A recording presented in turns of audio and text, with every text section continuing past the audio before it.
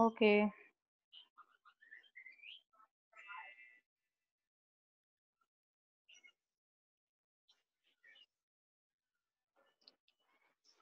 Eliza, are you listening to me or not?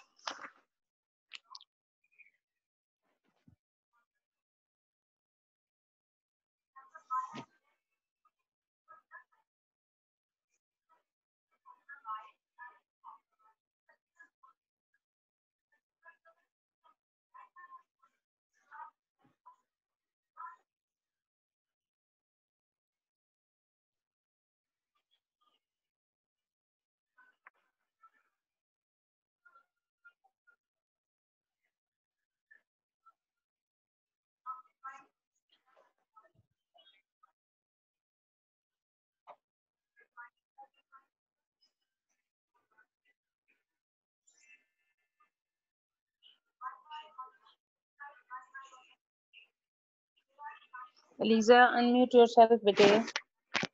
If you're not giving me answer, it means you just switch on your class and move somewhere. I don't know where is the remaining class. Okay, let's start our class with the new topic.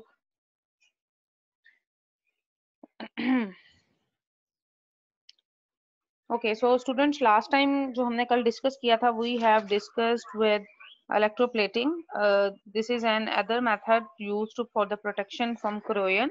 Uh, Previously, we have studied about some physical methods. Among that, there was galvanizing, which is also known as zinc coating, and then we have studied about tin coating. Then we moved on number 2 method, which was electrolytic method, also known as electroplating. कि हम उसमें क्या करते हैं, हम एक rod को जिसकी हमने इलेक्ट्रोप्लेटिंग करनी है उसको किसी और मेटल से इमर्ज कर देते हैं, मिला देते हैं. Then what happen as a result, उसकी इलेक्ट्रोप्लेटिंग हो जाती है एंड दैट इज सेव्ड. ये इलेक्ट्रोलिटिक मेथड जो है इलेक्ट्रोप्लेटिंग जिसको हम बोलते हैं, in which we are going to deposit one metal over the other by using electrolysis. It is a more precise method और ये बहुत ज्यादा इंपॉर्टेंट है from industrial point of view.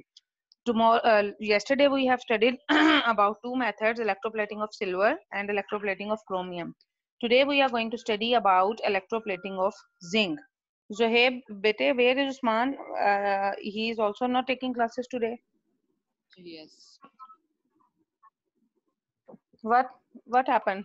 क्यों नहीं ले रहा? जो कल तो जो उसने ग्रुप में मैसेज किया हुआ था कि उसका वाईफाई सही नहीं आ रहा. आज का पता नहीं, शायद कल वाला ही मसला हो. हाँ, वाईफाई का इशू बहुत ज्यादा है वाकई. आई डोंट नो कौन सा वो यूज कर रहे हैं. एनीवेज, चलें. सो अभी हमने क्लास स्टार्ट की है. We are on now page number 132. You can also open it on your books and see from there. Now we are going to move on electroplating of zinc. अब electroplating of zinc में क्या किया जाता है, जो target metal जिसको हमने clean करना है, उस टारगेट मेटल को हम क्लीन करते हैं फर्स्ट अल्कलाइन डिटर्जेंट सॉल्यूशन से. अल्कलाइन डिटर्जेंट सॉल्यूशन क्या है, जो कि हमने कल भी स्टडी किया था. क्या था Zuheb?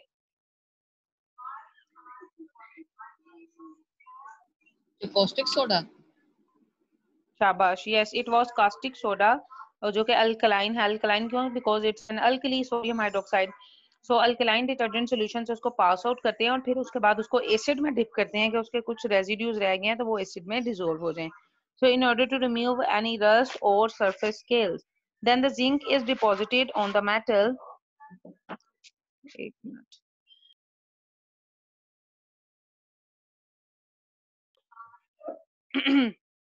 Then the zinc is deposited on the metal by immersing it in a chemical bath containing electrolyte zinc sulfate. क्योंकि जिस चीज की हमने इलेक्ट्रोप्लेटिंग करनी है उसी का हमने इलेक्ट्रोलिटिक सॉल्यूशन बना के भी डालना है.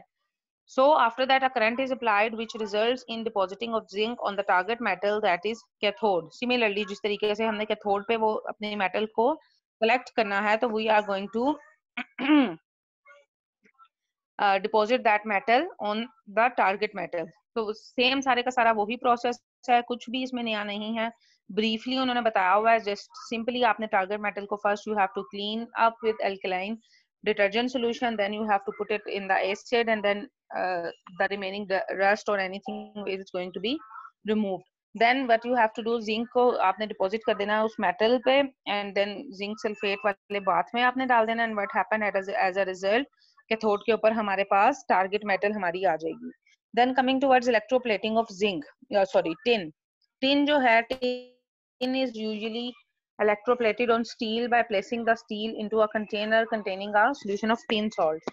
टिन की इलेक्ट्रोप्लेटिंग करनी है तो सॉल्ट भी ऑब्वियसली टिन का यूज होगा, बट स्टील और टिन ये सारी की सारी चीजें आपस में को रिलेट करती हैं, दे आर वेरी मच कह लें match with each other. Steel को जो है वो बाद में इलेक्ट्रिकल करंट से कनेक्ट कर दिया जाता है और एक्टिंग एज अ कैथोड, जो कि दूसरा एनोड है वो टिन मेटल का बना हुआ है दोनों, और जब इलेक्ट्रिकल करंट जब उसमें से पास आउट किया जाता है तो टिन मेटल आयंस जो हैं वो डिपॉजिट हो जाती हैं उस स्टील पर, and we collect tin from there. जैसे हमने लास्ट टाइम आयरन की सॉरी सिल्वर की जब पड़ी थी तो हमने वहां पे स्पून अटैच कर दिया था, spoon is made up of silver, तो वहां पे उसके ऊपर सिल्वर का बना हो या स्टेनलेस स्टील का हो, जिसकी चीज का उसके ऊपर डिपॉजिट होना मेटल स्टार्ट हो जाती है। The same way third one is electrolytic refining of copper. अब ये थोड़ा सा लिटिल बिट इसमें डिफरेंस है, नॉट मच, के इलेक्ट्रोलिटिक रिफाइनिंग, रिफाइनिंग मींस कि हमें बहुत ही प्योर किस्म की कॉपर चाहिए। ये बाकी टिन, जिंक, क्रोमियम, सिल्वर जो हमने स्टडी की है that is pure, but it is not that of high quality, इतनी हाई क्वालिटी की नहीं है कि जिसको आगे हम फर्दर यूज कर सकें। So right now we are discussing electrolytic refining of copper. So impure copper is refined by the electrolytic method in the electrolytic cell. Impure copper बहुत से ways से हमें मिल सकती है। Impure copper act as anode and a pure copper plate act as a cathode. Now you can see it in the diagram. Pure copper आप देख रहे हो granules form की है, और impure copper जो है उसका उन्होंने anode बनाया हुआ है, ठीक है। और चूंकि हम डिफाइन किस करें, कॉपर को ही करें, so we are going to use electrolytic solution of copper sulfate, ठीक है। copper sulfate solution in water is used as an electrolyte, and what happen basically, now you know anode पे oxidation reaction होएगा और वहां पे electrons loose हो जाएंगे, और वही इलेक्ट्रॉन जो है वो कैथोड वाला जो है वो जाके उसको कैप्चर कर लेगा, and finally as a result we will get pure copper. कुछ भी इसमें डिफरेंट नहीं है। Oxidation reactions take place at the anode, देख सकते हो आप। then copper atoms from the impure copper lose electrons to anode and dissolve in solution as copper ions। क्या हो रहा, कॉपर के जो सॉलिड है इम्प्योर उससे इलेक्ट्रॉन लूज होंगे, वो इलेक्ट्रॉन जो है वो कैथोड पे जो प्योर कॉपर है वो अब्सॉर्ब कर लेगी, और फाइनली कॉपर सॉलिड फॉर्म में जो बिल्कुल न्यूट्रल होगा वो कैथोड पे जाकर डिपॉजिट हो जाएगा, and we are able to get that. In this process, impure copper is eaten away and purified copper atoms deposited on the cathode. Here is the diagram.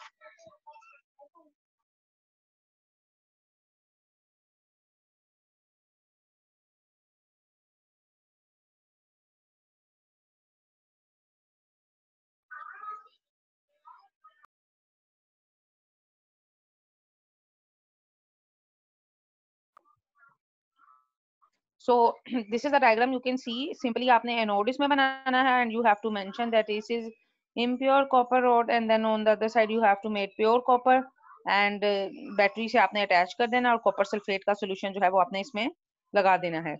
So this was all about जी बेटा, जी जी। ये question है, जे cathode पे जे पहले क्या लगा हुआ था cathode पे? एनोड और कैथोड हमने खुद बनाए होते हैं। कैथोड पे हमने जो प्योर कॉपर डिपॉजिट हो रही है वो भी ये आयरन, मतलब मुझे समझ नहीं आई आप। एनोड पे इम्प्योर कॉपर रोड लगा हुआ था और कैथोड पे जब क्या लगा हुआ था? Pure copper plate, okay. Pure copper plate लगी हुई है, उसी के ऊपर कॉपर डिपॉजिट होगा। देखो ऊपर भी लिखा हुआ है, मैं देखें second line, impure copper act as anode and a pure copper plate act as a cathode, second line, ठीक है। अच्छा जी, ये था यहाँ तक। अब now move on page number 133। there is test yourself 7.7 which is define electroplating। definition लिखनी है आपने। how electroplating of zinc is carried out, which material is used to make cathode in electroplating। कौन सा मटेरियल यूज किया जाता है electroplating के लिए कैथोड पे? किसके दौरान? इलेक्ट्रोप्लेटिंग में। स्टील का या मेटल का? नहीं, ये आंसर नहीं हमारा होगा. Read the question carefully. They are not concerned about specific metal. They are just saying which material is used to make cathode in electroplating. Now, Yeah, move on page. on which material the coating is going to be happen. हाँ, शाबाश. Cathode of the object on which metal is to deposit. ये जो आप देख सकते हो इसका answer 130 में, पेज नंबर 130. आप देखें principle of its electrolytic method 1 2 3 third line. Principle of electroplating is to establish an electrolytic cell in which anode is made of metal to be deposited and cathode यहाँ से and cathode of the object on which metal is to deposit. उसी object का cathode लगा होता है जिसके ऊपर उस मेटल ने जाके अटैच होना है, right? Which why is the anode made up of the metal to be deposited during electrolysis? हाँ जी बताएं. Why is the anode made up of a metal to be deposited during electrolysis?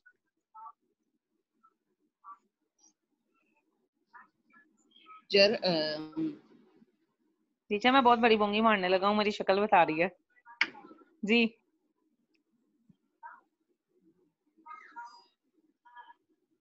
ये metal से current pass हो सकता है शायद इसलिए, क्योंकि वहां से ऑक्सीडेशन का प्रोसेस इनिशिएट होना होता है और ऑक्सीडेशन जब एनोड पर होती है तो वो इलेक्ट्रॉन लूज करेगा और वही इलेक्ट्रॉन जो लूज उसने किए हैं वो जो हमारे पास प्योर मेटल का कैथोड है उसने एक्सेप्ट करने हैं और फर्दर हमारे पास जो प्रोसेस है वो उन्हें थोड़ा बहुत आंसर रिलेट करता था. चलें जी, आगे है लास्ट टॉपिक का comparison of effect of aluminium oxide and ferric oxide formation on their parent metals. अब हम इसके बारे में मैं शेयर कर देती हूँ page. It's for the sake of reading just.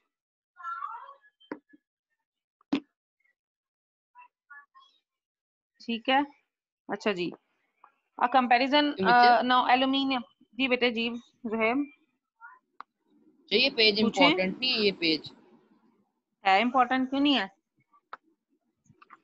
हमने कहा है it's just for the sake of reading. हाँ, इसमें से मोस्ट ऑफ द टाइम बहुत मुश्किल से पेपर आता है बिकॉज ये ना आप कह लें कि आपके जहन में जरूर होना चाहिए कि रीजन क्या है. जस्ट कॉन्सेप्चुअल वो बातें हैं,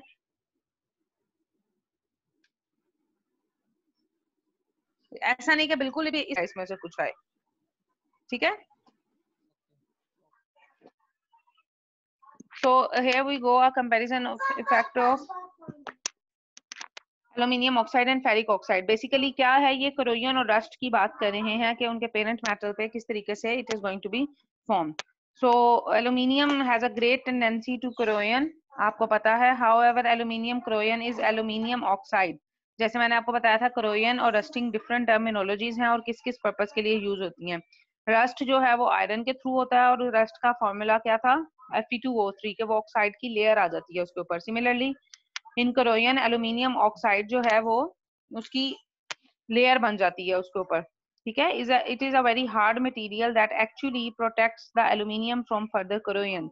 Aluminium oxide corrosion also looks a lot more like aluminium, so it is not as easy notice as rusted iron. Means aluminium की अगर आप विंडोज देखें ना तो उनके ऊपर अगर कभी करोजन भी लगाओ तो ये विजिबल नहीं होता. somehow it is not that damaging like जिस तरह आयरन के ऊपर रस्ट आ जाता है. किसी आप स्लाइड पे देख सकते हो, किसी भी साइकिल के किसी पुर्जे को देख सकते हो, बाइक को देख सकते हो, वहां पे आप इजीली ऑब्जर्व कर सकते हो किसी रस्ट को. Same is the case. जो है रीड करें आगे से बेटे.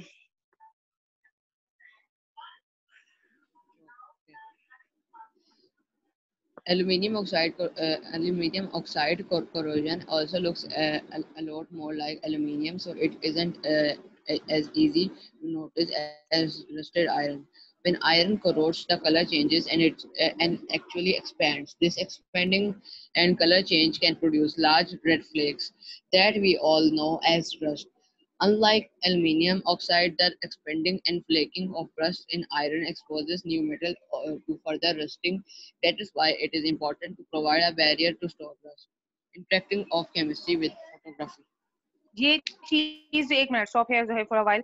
कंपैरिजन ऑफ इफेक्ट ये जो था ये हम ऑलरेडी स्टडी कर चुके हैं. ये जस्ट उन्होंने थोड़ा सा इसको मजीद एलेबोरेट करके लिखा है. अदरवाइज हम ये दोनों चीजें पीछे जब हमने रस्टिंग ऑफ आयरन को डिस्कस किया we have already discuss it. पढ़ चुके हैं ना? Zohaib, I am asking from you. पढ़ चुके हैं कि नहीं? Yes. हाँ चलें आगे। अब केमिस्ट्री जो है वो फोटोग्राफी में किस तरह से यूज होती है? Basically whenever you are going to take a picture, उसके पीछे क्या पर्पस है? एनी आइडिया कि किस तरीके से एक इमेज डेवलप होके आपके पास आ जाता है? Have you ever think about that? जब तक कैमरा के लेंस पे लाइट नहीं आती तब तक हम लोग इमेज नहीं ले सकते, मतलब जब तक किसी चीज पे लाइट that is ठीक है, that is regarding physics because you study light lenses, सारा कुछ उसमें कन्वेक्स कनकेव मिरर ये वो स्टडी करते हो। But regarding chemistry what is the role of photography? Photography में क्या ऐसा है कि हम पिक्चर को डेवलप कर सकते हैं? लेट्स से जैसे आप पासपोर्ट साइज पिक्चर लेने जाते हो and they provide you after just 10 minutes, so what is the quick thing behind that? ऐसा क्या वो लोग करते हैं कि हमारे पास फौरन से पिक्चर आ जाती है? Any idea? कभी सोचा है? No idea. कभी सोचा ही नहीं हमने। हमें बस होता है 10 मिनट में फोटो मिल जाएगी, फलाना जगह से जाके फटाफट उतरवा के आ जाते हैं, जरूरी चाहिए, बस कहानी खत्म। तो इसलिए चीजों को थोड़ा सा ना सोचने की आदत डालें, सच्ची में आपकी जिंदगी अच्छी गुजरने लग पड़ेगी।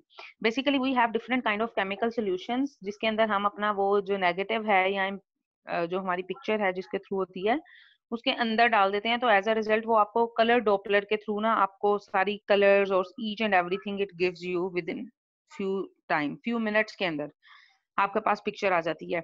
सेकेंडली, अब आपने देखा होगा इतनी ज्यादा डेवलपमेंट्स हो चुकी हुई हैं फोटोग्राफी में कि मतलब ये कोई पुराने दौर की तो बात ही नहीं रही ना कि ब्लैक एंड व्हाइट पिक्चर होती थी। जब आप देखें पेरेंट्स के दौर, आप लोगों के पेरेंट्स तो नहीं कह लें, आपके दादा दादी नाना नानी के दौर की, whenever you see their pictures it is in black and white, क्योंकि वो तब कलर्स थे ही नहीं, तब कोई इतनी एडवांसमेंट ही नहीं थी, लोगों को नॉलेज ही नहीं था कि कौन सा हमने यूज करना कौन सा नहीं।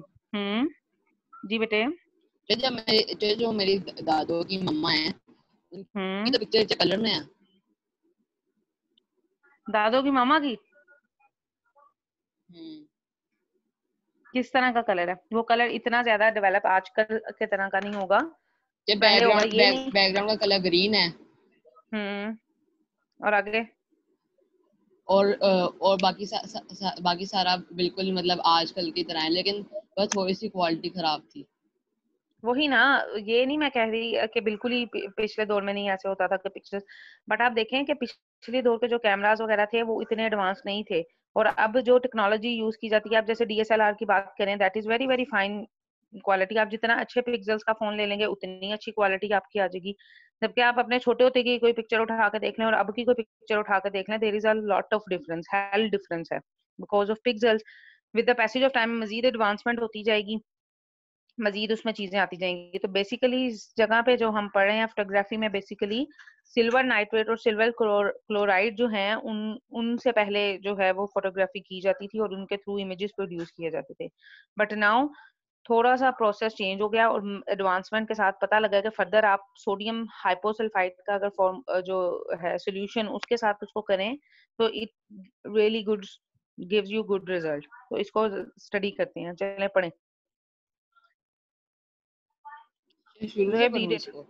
in early 19th century. In Photographers early 19th century, photographers produced crude crude images crude using papers. Crude होता है स्टार्टिंग फ्रॉम स्क्रैच, मतलब फजूल से, बिल्कुल जो Okay, प्योर नहीं होते, इम्प्योर, टोटली इम्प्योर फॉर्म को क्रूड बोलते हैं। ठीक है आगे।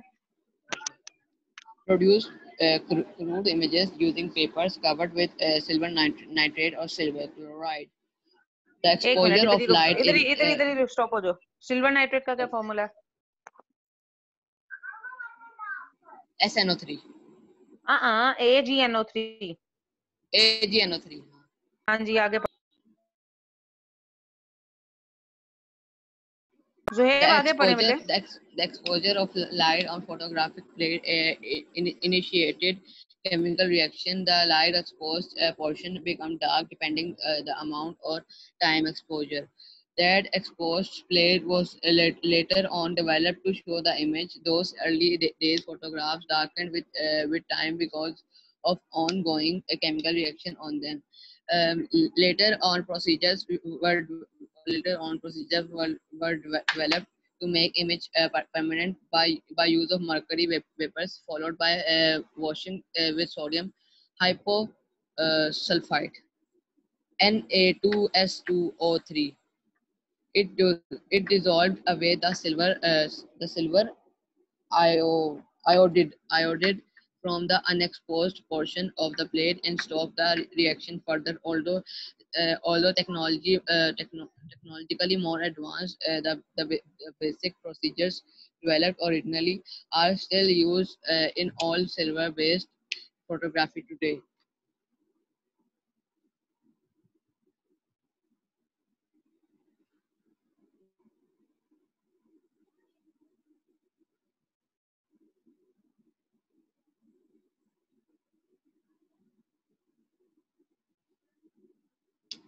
Signature. अब आ रही है आवाज? मैं तब से ऐसे ही बोले जा रही हूँ. My mike was Yes, off. I don't know how. हाँ जी, मैं कह रही हूँ what did you learn from this कि क्या होता था पहले जो क्रूड इमेजेस थे ये पहले जो बिल्कुल ही इमेज को परमानेंट बनाने के लिए मरकरी वेपर यूज होते थे. फिर और मुझे एक क्वेश्चन है. पूछें. ये सिल्वर नाइट्रेट और सिल्वर क्लोराइड किस लिए यूज होता है? बेटे ये जब हमने पिक्चर किसी चीज पर डेवलप करनी है, that is a paper, kind of paper. ठीक है, तो ये उस पर्पस के लिए यूज होता था. ये देखें, photographers produce crude images. Crude होता है जो कि इम्प्योर फॉर्म होती है, जिसमें पिक्सेल्स फटे हुए होते हैं. Nothing is clear. मतलब अगर आप उसके पास कोई ऑप्शन हो टू जूम दैट, तो you are unable to zoom that. वहां पे जूम करके आपको कुछ नजर ना आए. तो वो पेपर्स के ऊपर जो डेवलप करके देते थे ना फोटो आपको, उसके लिए सिल्वर नाइट्रेट और सिल्वर क्लोराइड के सॉल्यूशंस को यूज किया जाता था. ठीक है, तो फिर उससे देन पिक्सल आफ्टर सही हो दैट जाते थे? पिक्चर सही नहीं होते थे. ये बता रहे हैं कि क्रूड फॉर्म ही उस तरह से आती थी पहले दौर में, 19th सेंचुरी में, when the photography was not known as much. तो क्रूड इमेजेस बनाने के लिए पेपर्स को कवर किया जाता था, उनको डिप किया जाता था उस सॉल्यूशन में, और फिर लाइट के साथ उसको फोटोग्राफिक प्लेट्स के दरमियान रख दिया जाता था. और केमिकल रिएक्शन जब इनिशिएट हो जाता था, तो जो हमारे जो उस पर लाइट एक्सपोज हुई होती थी वो पोर्शन डार्क हो जाता था, और जो जिसको उन्होंने दिखाना, जैसे पीछे वाला बैकग्राउंड डार्क हो गया और आगे जिस बंदे को दिखाना है उसको लाइट कर दिया, और उसकी उस पे पिक्चर डेवलप हो जाती थी. जिस पेपर पे लेट से जो हमारे पास पिक्चर हमारी आती है, जिस पेपर पे जो थोड़ा सा हार्ड मटेरियल होता है, उसको पहले डिप किया जाता था सिल्वर नाइट्रेट के, फिर फोटोग्राफिक प्लेट्स के दरमियान में रखा जाता था, फिर उसके ऊपर लाइट एक्सपोज की जाती थी, और फिर उनको जो है वो डेवलप किया जाता था, तो इमेजेस उस पे शो होते थे. बस ये बताया गया है उसमें. ठीक है, फिर with the passage of time जो है उसको इसमें थोड़ी सी एडवांसमेंट आना शुरू हुई, तो मर्करी वेपर्स जो है उनको यूज किया गया. सिमिलरली उसके बाद मर्करी वेपर्स के बाद सोडियम थायोसल्फेट, जिसे हाइपोसल्फाइड लिखा हुआ है, मोर प्रिसाइसली इसको बोलते हैं सोडियम थायोसल्फाइड. ठीक है, एस को हम थायो भी बोलते हैं. It dissolve away the silver iodide. फिर उसके साथ जब रिएक्शन होगा सिल्वर नाइट्रेट का, तो सिल्वर आयोडाइड बन जाती है, और फिर वो प्लेट जो फोटोग्राफिक प्लेट्स होती हैं उनसे आहिस्ता आहिस्ता जो है वो अनएक्सपोज होना शुरू हो जाती है. और सिमिलरली ये सारे का सारा प्रोसीजर जो है आगे फर्दर चलता रहा. सिल्वर फिल्म्स पे बेसिकली ये सारा काम होता है. Now explain how decorative and practical objects containing silver can differ significantly in their properties and durability. Durability क्या होता है? What is durability? टाइमिंग उसकी. Durability means नहीं, ड्यूरेबिलिटी होता है कि कितनी पायदार है, कितनी मजबूत है, कितनी स्ट्रॉन्ग है. Let's say you are going to purchase a shoes, canvas shoes, any कोई भी जॉगर्स लेने गए हो आप, को पता, कोई जो सेल्समैन है, ही और शी विल टेल यू कि दिस इज वेरी ड्यूरेबल, कि ये बहुत पायदार है, ये लॉन्ग रन तक चलेगा. सो ड्यूरेबिलिटी वो होती है, depending on whether they are तो सॉलिड. ड्यूरेबिलिटी उसकी फिर एक टाइमिंग भी होती है ना, जो टाइमिंग कितनी टाइम तक चलेगा. मैंने वही कहा टाइमिंग. लेकिन बेसिकली जो लिटरल इसका मीनिंग है ना, वो यही है कि हाउ मच ड्यूरेबल, पायदार कितना है. That's okay, that obviously depends on timing, लेकिन लिटरली उसका जो मीनिंग होता है ना, जैसे लफ्जी मायने कहते हैं, वो भी आपको आना चाहिए. Depending on whether they are solid, thickly plated with silver और थिनली प्लेटेड विद सिल्वर. तो ये सारे का सारा इसमें लिखा हुआ है, इसमें कुछ अमाउंट्स हैं, इसको जस्ट आप रीड कर लीजिएगा, कोई इतना वो इम्पोर्टेंट नहीं है ये. Then moving on page number 134, वहां पे सारे के सारे ये पॉइंट्स हैं. Let me see the time, how much time is left. We have ample time, so let's go through it. फिर नेक्स्ट टाइम क्लास में इंशाल्लाह ताला मंडे को आप लोगों को एक्सरसाइज करवाऊंगी मैं, ठीक है? ठीक है जनाब मंडे को बच्चों। नहीं, ट्यूसडे को। हाँ जी जनाब, ट्यूसडे को, मंडे को नहीं। ओके, सो ऑक्सीडेशन क्या है? Oxidation is addition of oxygen और रिमूवल ऑफ हाइड्रोजन, और सेकेंडली हम कहते हैं in terms of electrons it is loss of electrons by an element and as a result oxidation number increases. Obviously oxidation addition हो रही है oxygen की, तो ऑक्सीजन का नंबर भी उस पर राइज हो रहा है, और रिमूवल ऑफ हाइड्रोजन है और लॉस ऑफ, अब रिडक्शन है, रिडक्शन उसका ऑपोजिट लिख लेंगे। रिडक्शन क्या है? Reduction is addition of hydrogen और रिमूवल ऑफ ऑक्सीजन और gain of electrons by an element, as a result oxidation number decreases. अब अगर आप देखें, आपने जितने भी electrolytic cells you have studied, among them you can see कि आपने ऑक्सीडेशन जो एनोड के प्रोसेस पे पढ़ी है उसमें यही है। ऑक्सीडेशन क्या है? It is losing the electrons, like copper है, copper gives us Cu+2 electrons, तो ये इलेक्ट्रॉन लॉस कर रही है। और रिडक्शन क्या है? दूसरी साइड से वो इलेक्ट्रॉन जो है वो गेन कर रही है, और what happen as a result, उसका नंबर डिक्रीज हो रहा है। Cu+2 था, when it is having the tendency to accept electrons, तो वो कॉपर हाली बन गया। so these are the definitions. ये जैसे आपको ऑक्सीडेशन रिडक्शन आए तो आपने यहाँ से डेफिनेशंस लेके मुकम्मल लिखनी है कि इसमें तीनों की तीनों चीजें आपकी कवर अप हो रही हैं। Then what is oxidation number? Oxidation number is the apparent change on an atom. Apparent होता है जो जाहरी चेंज आपको नजर आ रहा है, लेट्स से +1 से +2 में गया, +2 से +3 में गया, this is the oxidation number change. And it may be positive और नेगेटिव, लाइक क्लोरीन है उसके ऊपर नेगेटिव आएगा, it can never be positive. Oxygen है, इट इज नेगेटिव। हाइड्रोजन है, इट इज पॉजिटिव। जो क्रोमियम है, इट इज पॉजिटिव। इनकी चेंजेस जो हैं वो कभी भी जो है वो सेम ही रहती है। मतलब पॉजिटिव है तो ऐसा नहीं होगा कि वो किसी इंस्टेंस पे जाके नेगेटिव में चेंज हो जाए, no, they are going with the same charge but number can vary. Now oxidizing agents क्या है? Oxidizing agents are the species that oxidize the other element और खुद reduce हो जाते हैं। Non metals are oxidizing agent. हमने बड़ा study किया था डीपली इस चीज को कि रिड्यूसिंग एजेंट और ऑक्सीडाइजिंग एजेंट का क्या फर्क है। Then reducing agents are species that reduce the other elements and oxidize themselves। Metals जो हैं वो रिड्यूसिंग एजेंट होती हैं, ठीक है?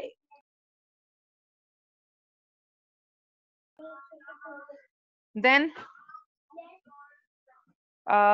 chemical reactions in which the oxidation state of species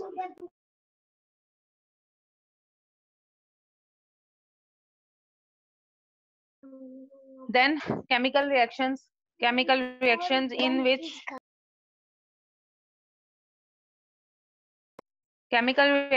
in which the oxidation state of species changes are termed as redox reaction, and a redox reaction involves oxidation and reduction process taking place simultaneously. This is a definition of redox, you can write it down from here. अच्छा जी, सबसे पहले मुझे जुहेब आपसे मैंने बड़ी दफा पूछा है, let me ask you again, what is the difference between valency and oxidation number? Do you remember that? Their oxidation number, in oxidation number the sign comes first, then after the number, then valency the number comes first, then after the sign. शाबाश शाबाश, good. ये एक चीज थी जो इधर नहीं थी, but it is an important point. इस चीज को आपने जहन में रखना है as MCQ. It is really very important कि वैलेंसी क्या होती है और ऑक्सीडेशन नंबर क्या होता है। सो रिडॉक्स टीचर, एक रिएक्शंस क्वेश्चन आइदर था। Takes place. यस बेटे, आस्क द क्वेश्चन, पूछें। टीचर, जो चीजें टीचर हम लोगों ने जूम क्लास में जोन जोन से टेस्ट दे दिए हुए हैं, वो टीचर जब स्कूल जाएंगे तब वो दोबारा से होंगे या नहीं होंगे? मेरी बात सुनो ना बेटा, कौन सा टेस्ट दिया है? सिर्फ एक? नहीं, आपके नहीं, सब्जेक्ट के टीचर। सब्जेक्ट टीचर्स के, बाकी इंग्लिश उर्दू की बात कर रहे हो? नो, कंप्यूटर की बात कर रहा हूँ। बेटे मुझे नहीं मालूम कंप्यूटर का आप लोगों ने कितना टेस्ट दिया और क्या आपका है मैं और 2 कितने चैप्टर का आपको टेस्ट दे आगे। दिया है, अभी तीसरा चैप्टर शुरू हुआ है। तो हो सकता है होना तो चाहिए test, according to my opinion, सीधी बात है। अब मिस रमशा को क्या पता आप लोग पीछे क्या कर रहे हैं, है ना? There are so many ways to cheat while taking online classes. लेकिन जब मैं चीट नहीं करता, कभी एक वो बार हुई टीचर थी, एक बार उर्दू की क्लास में। चीटिंग की थी मिस रुबीना को, पता नहीं लगा? चलो, आपने बताना नहीं बस। अरे मैंने क्यों बताना है, ये सारा रिकॉर्ड हो रहा है मेरा बेटा, मिस चलो खुद ओके, सुनेंगी। ये मैंने और अच्छा जी, फौरन माइक बंद हो गया है। No one is listening, I don't think so anyone has so much spare time कि वो आपकी बातें सुने। I am not going to tell it to any teacher. अच्छा जी, हम बात कर रहे थे रिडॉक्स रिएक्शन की। रिडॉक्स रिएक्शन स्पॉन्टेनियसली भी होते हैं और हमें उनको इनिशिएट करने के लिए इलेक्ट्रिसिटी भी प्रोवाइड करनी पड़ती है। Then we have studied about electrolysis. फिर हमने डाउन सेल और नेल्सन सेल के बारे में स्टडी किया था, and we have also noted some differences, that was also important. So what is the difference between down cell and Nelson cell? Totally, sorry, down cell और Nelson cell same थे. The difference was between electrolytic cell. Then we have studied about galvanic cells. Galvanic cells जो हैं वो किस तरह से current produce करते हैं, और उनका दूसरा नाम है वोल्टेक सेल्स। ठीक है, ये आप इधर हाईलाइट कर लो। पॉइंट नंबर है आपका 1 2 3 4 5 6 7 8 9 9 नंबर पे देखें, ये बुक में नहीं है पीछे आई थिंक। तो इसको हाईलाइट कर लें। देन सोडियम मेटल को फिर हमने मैन्युफैक्चरिंग इंडस्ट्री स्टडी की थी कि दो तरह की इंडस्ट्रीज हैं जिनमें से ताहा स्टे क्वाइट के सोडियम मेटल जो है उसको मैन्युफैक्चर करते हैं हम सोडियम क्लोराइड से, and then we have also studied brine solution से कैसे हम सोडियम हाइड्रोक्साइड को प्रिपेयर करते हैं। Then we have moved on corrosion and rusting, उसके बारे में हमने बड़ा डीपली स्टडी किया। रस्ट का फॉर्मूला, कोरोजन स्पेसिफिकली किस चीज के लिए बोली जाती है terminology, and then we have also studied electroplating at the end zinc, silver और क्रोमियम की इलेक्ट्रोप्लेटिंग को हमने स्टडी किया है। Till here if you have any issue you can tell me. No issue.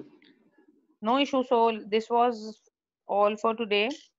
हमने Last ये class. चैप्टर नंबर 7 या इंशाल्लाह it is our last class. तो आप लोगों का अब होमवर्क ये है कि इस चैप्टर को अच्छे तरीके से पढ़ के आना, बिकॉज ट्यूसडे वाले दिन Test. मैंने सुनना है कि हमने क्या किया है। टेस्ट नहीं मैं लूंगी, I will not take test because Zuhaib and Usman were present in the whole class. बाकी क्लास आई डोंट नो क्या करेंगे क्या नहीं करेंगे। सो प्लीज इस चीज को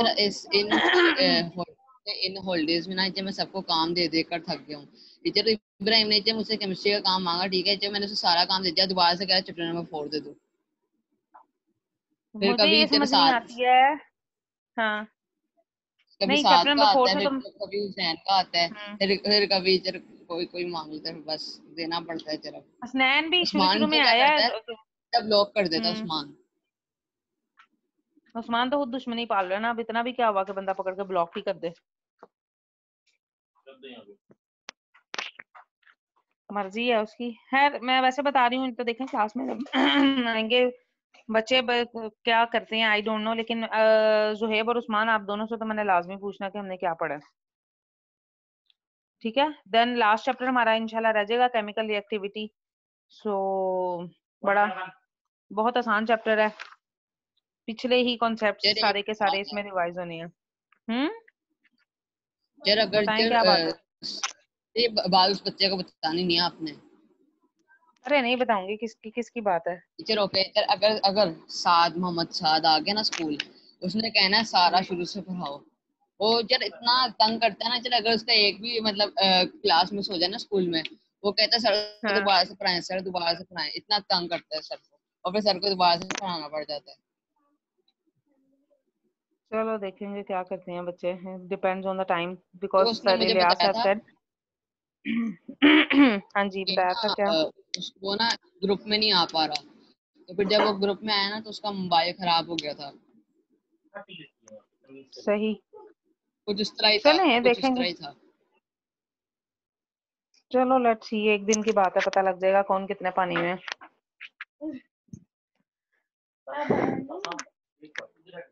चलें ठीक है फिर बच्चों, टिल देन अल्लाह हाफिज। I am ending the meeting from my side.